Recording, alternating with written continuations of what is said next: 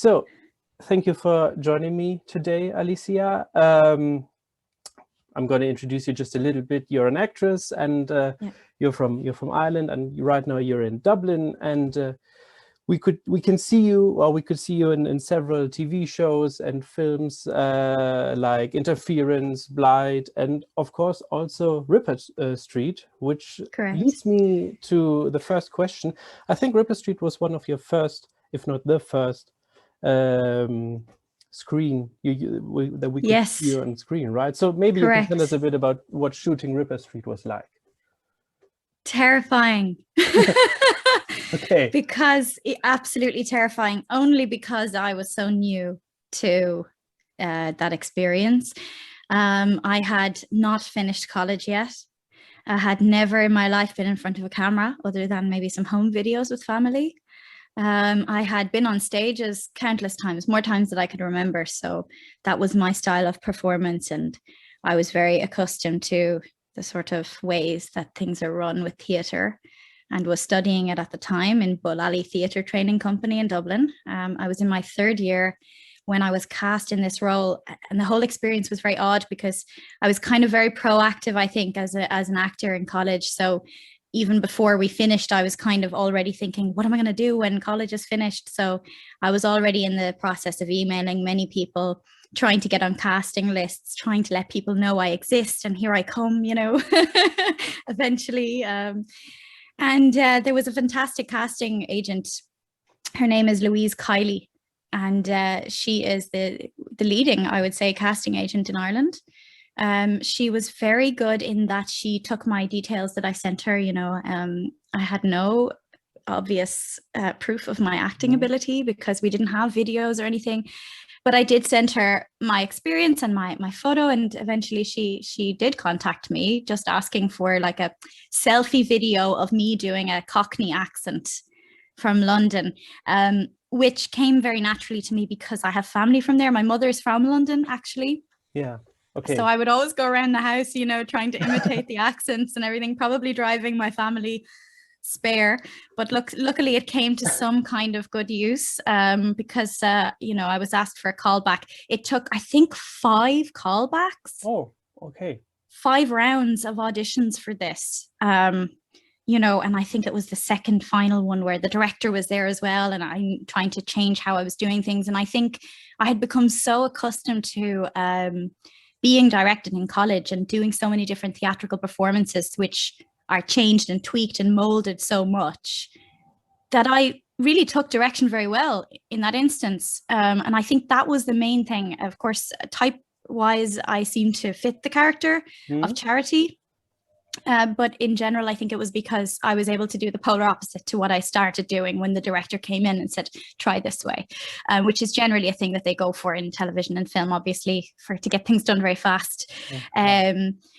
So yeah, I ended up doing that. And I remember I was still doing the musical for college at the time. And I was so afraid that I would be told to leave because I got another thing, because obviously in acting college, like, you have to kind of stay with them. You can't be doing all these things otherwise. But I think it was in everybody's interest that it was a BBC gig.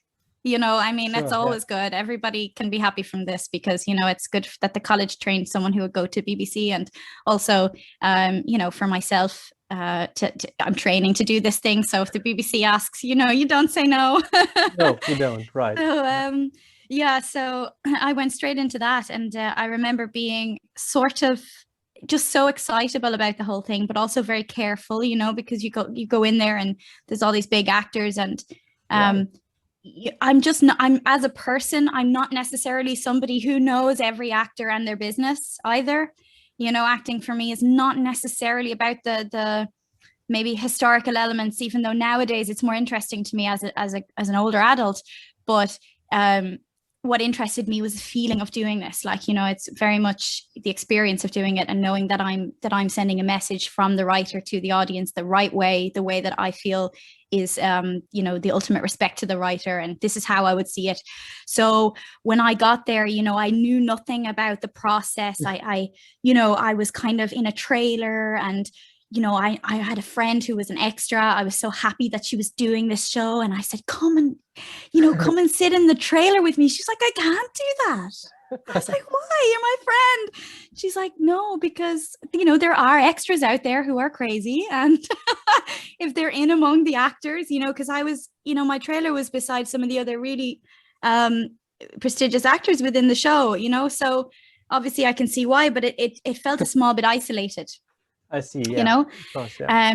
Because as well, my role was not a leading role, and it wasn't a tiny role either. It was somewhere in between. And so I wasn't there for all these rehearsals where everybody gets to know each other. And, it's predominantly a British cast as well. So they know all the things that are happening in the UK, and they have this conversation. And I'm there like thinking, oh my God, what do I say? Or, just very anxious about the entire thing.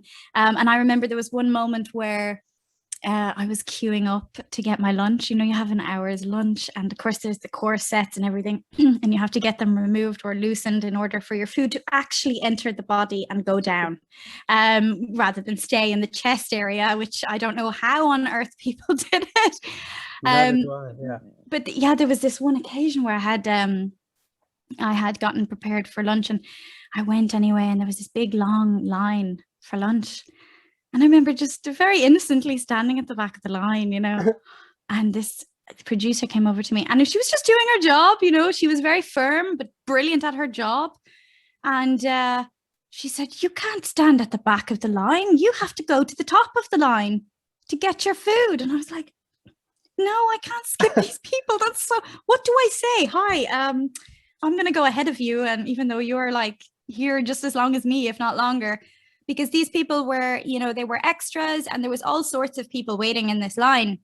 Of course, I didn't differentiate them from myself at all, because I don't see it that way, and I didn't see it that way. And I understood then that it was just for the aspect of moving things along and making sure they're working properly.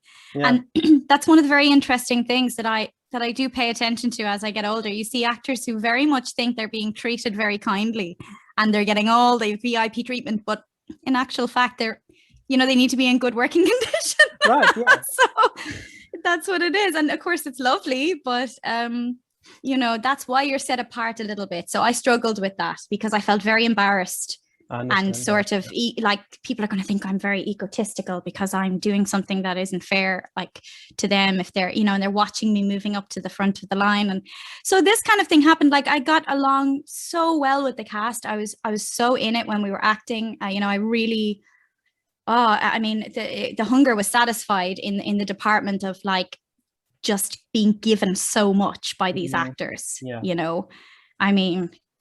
just switch on.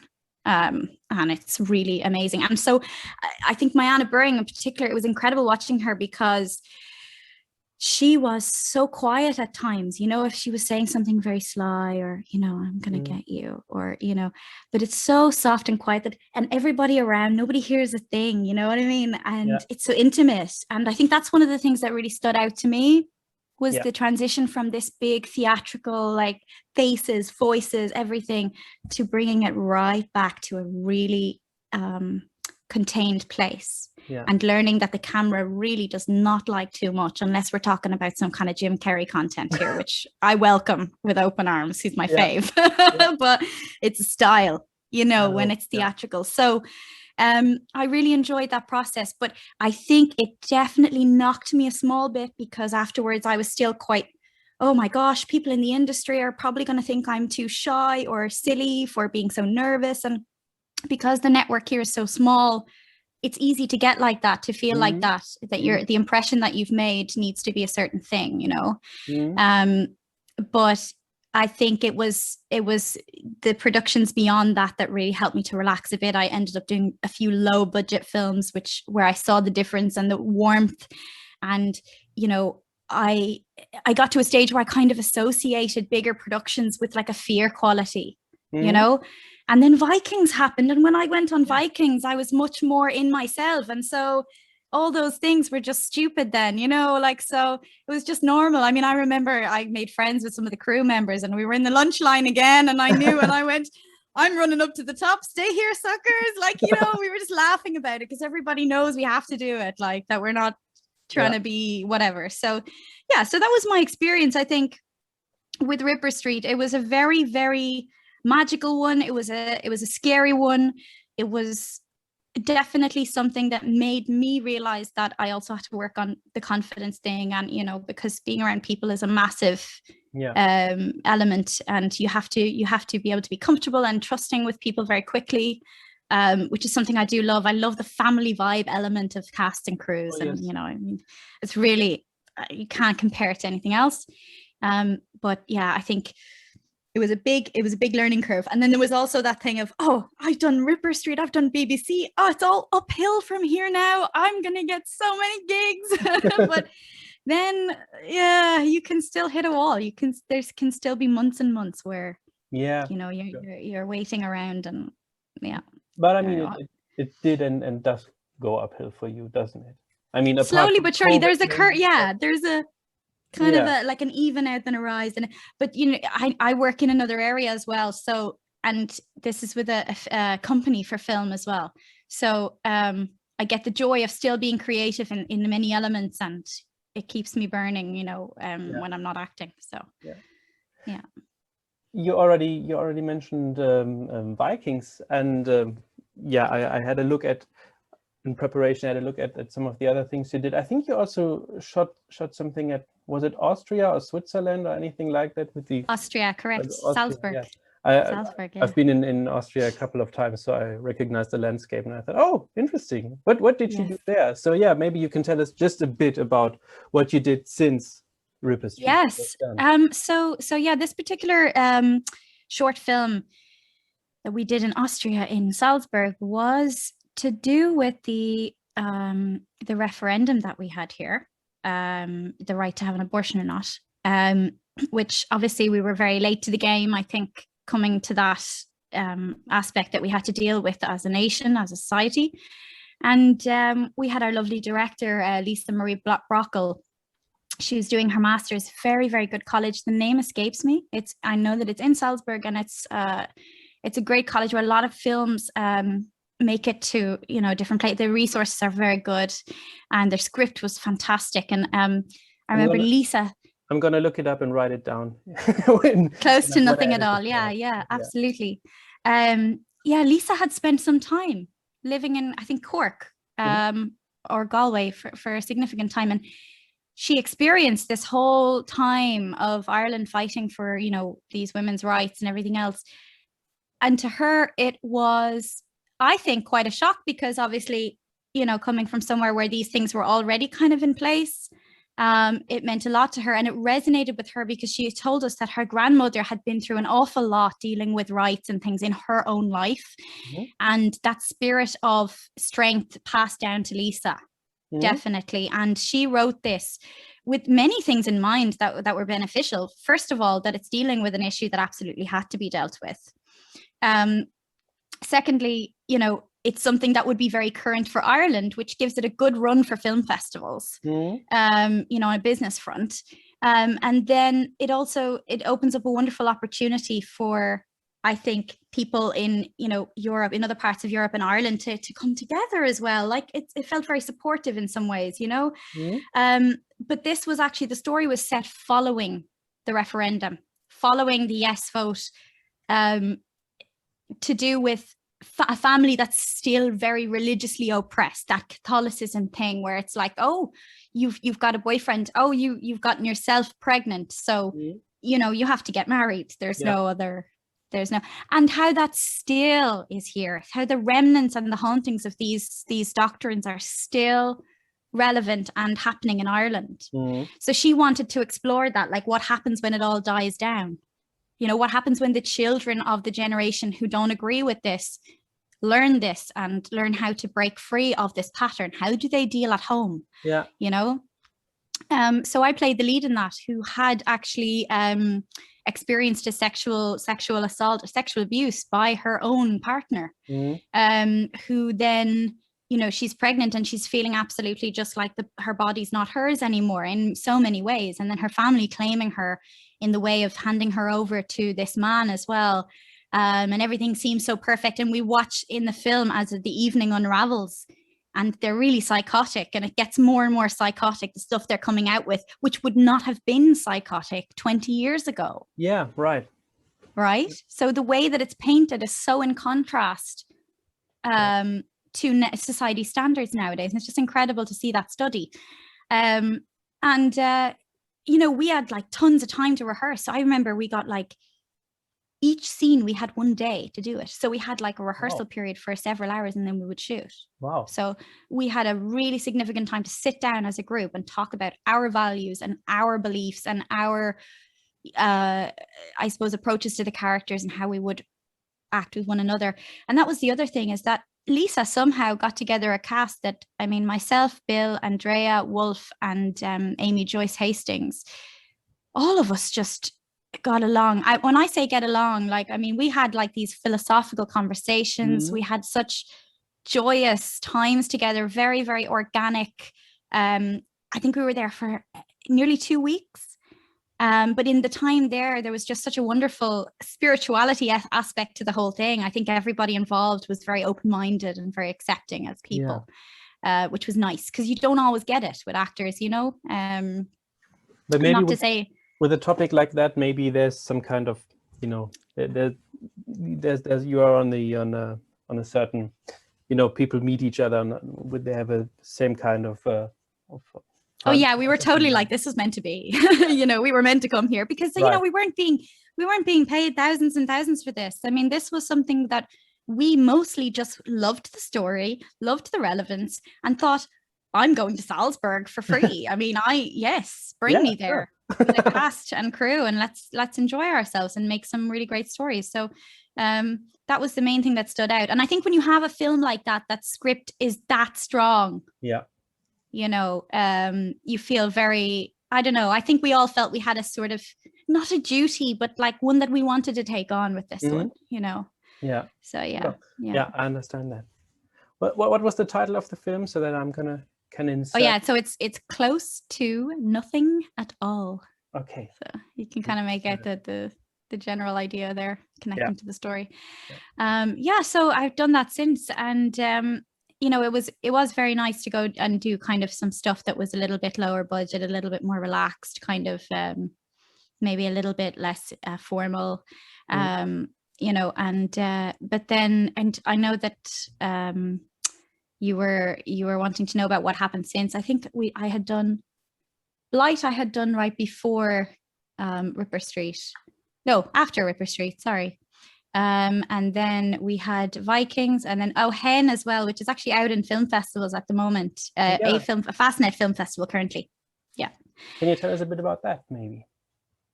Yeah, Hen's an interesting one, very interesting one. Hen is very much left up to the audience for many things. It's I would see it as very much a study as opposed to a stiff narrative. It kind of explores a group of women who are all attending what looks to be a hen party. So it's a hen party with the bride there, and they don't really know each other, but they all have a connection through the bride. And I suppose as the film unravels, you kind of see that something very dark has taken place here, that almost is not spoken about by the group. And my character would be the one that kind of starts noticing. It's almost as if you were in some kind of purgatory loop, where everyone's a little bit like unconscious to something bad that's happened, like they're not facing it or something, so they're stuck. But I feel like my character wakes up at some point and sees that there's something really dark here, and the others don't like it because they you know, I think it's kind of, it irks them. But then you see that the bride is sort of slipping on one side, and then still seeing that she's connected to my character, and they were very close friends, you know, years before. So it's very much, when you watch it, you could get a much different idea to this, because this is just me talking about even my own perspective that came when we were all discussing it as a group. So everybody had different ideas of it, but it's very much to do with the female study and kind of that violence in people when they're oppressed, where it can come out in places that isn't maybe natural, and that expectation of society, of childbirth, of marriage, of, you know, kind of, it's got a similar theme to actually, you know, Close to Nothing at All, only it is very stylistic, a little bit abstract, but I think the characters in it are so fascinating. Like the writing's gorgeous by Lauren Jones. Her writing is just incredible, and you can tell that she really delved deep for it. But I'd say the viewer would have to look at this one to really make what they wish to make out of it. It's one that I think everybody connects to in a different way. Okay. Yeah. So that's Hen. For all of our audiences, all of our viewers, that's Hen. Yes. And where can we see you next? What are you currently working on? Maybe that's two different answers. Well, no, I can. Yeah, I have two in the pipeline. Well, one is shot and done, and that was a very exciting one that I had the pleasure of being in Forteventura for 8 weeks for, and that's called Foundation, and that's going to be an Apple TV Plus series. Okay. Starring Jared Harris and Lee Pace. And it's all based on the books by Isaac Asimov from the 1950s. Okay. Yeah. Wow. So it's a big one. David Goyer is our guy for this. And obviously having created so many other masterpieces before, it's no wonder that this was the challenge that he was given. And I think actually I'm not sure whether I think it's something that he obviously was fighting for from the start as well, and then Apple obviously made it possible because they can make anything possible. So I have the pleasure of playing Yate Fulham in this, and it's currently on IMDb. That's the only reason I know I can say it. I can say it at the moment. But yeah, it's expected to be out later this year. There was chatter about November online and things, but with regards to that, I think we're all kind of bracing ourselves, waiting to see, because it had a big break. You see, it was shooting, I think, from the end of 2019 throughout 2020. Then the lockdown at the start. Then we were all really panicked because our contracts, we weren't sure what was going to happen, and then lo and behold, it all came back, and I couldn't believe that it was like nearly 2 years on. Or a year and a half even. It's just such a long time, and then to be doing it. Yeah, so that's the next one that's going to come out, and I'm in 4 episodes as far as I know, unless there's a giant editing change, which can always happen. Probably not. And then I am going to be a part of a movie called Worlds Apart, and this is going to be looking at the traveller community here in Ireland. Prejudice between groups and towards different people, and just exploring acceptance as well, and I suppose more liberalism within acceptance as well in the country. And that's going to be directed by Teresa Lavinia. And she's a Spanish lady who I know for quite a while. We did a Meisner technique course together, repetition, and I met her there, and we were very fond of each other from the beginning, and we kept in touch, and so she's going to be doing this with an Irish actor called John Connors. He's going to be involved in this one. He was in Cardboard Gangsters and Love Hate. So he's a great actor, and he's a traveller for himself from the travelling community. Yes, so he's made a great impact on the acting industry, advocating for traveller rights as well. So that's going to take place. We don't know when, but we do know it's approved. So we are waiting for it, and I'm sure a shout out would be great too, because this one we're really working. I mean, I know that Teresa's working very hard to gain everything we need for this. So great. Yeah. So we're looking forward to that, but so do you. Probably. Oh yes, can't wait. Well, Alicia, you know that this is basically called London Beyond Time and Place. So I'm going to have to ask you just a little bit with connection to London. So of course, Ripper Street was set in Victorian London in Whitechapel just after the Ripper murders.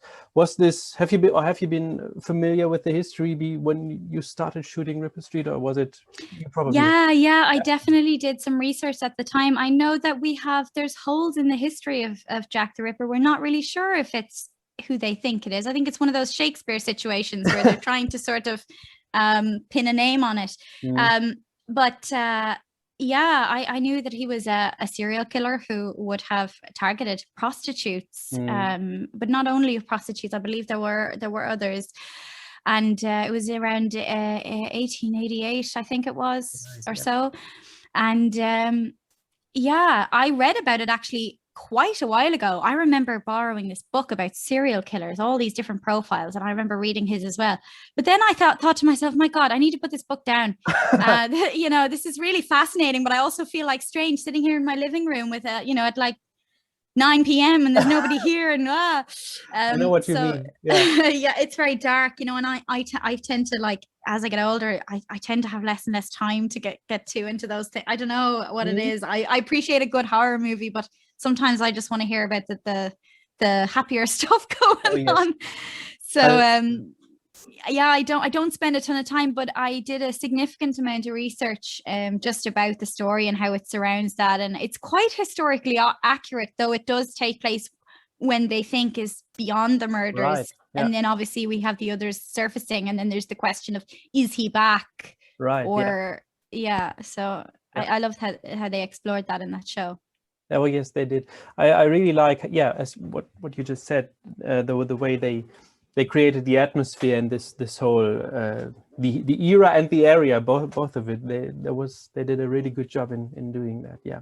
Yeah. And I know exactly what you mean when I remember reading some kind of, I don't know, chronology of serial killers or anything like that, like, and sitting there reading, and then you think, it's dark, I'm alone in my room. I know, and it's really, and you're trying to understand, you're like, how did they get like this? I do love those kind of thought processes. Like, I very much enjoyed shows like The Sinner. Yeah. Stuff that's very heavy, that I feel like there's like a very small moment where I could stop watching and never look back, or I allow myself to go a bit further, and then I'm hooked, and then I'm like desensitized to it, but I'm fascinated at the same time. And you know, I mean, I do think that it was a very smart thing to use that historical element. And also, I mean, they focused on obviously Jack the Ripper, but wasn't it the Chinatown stuff as well? And right.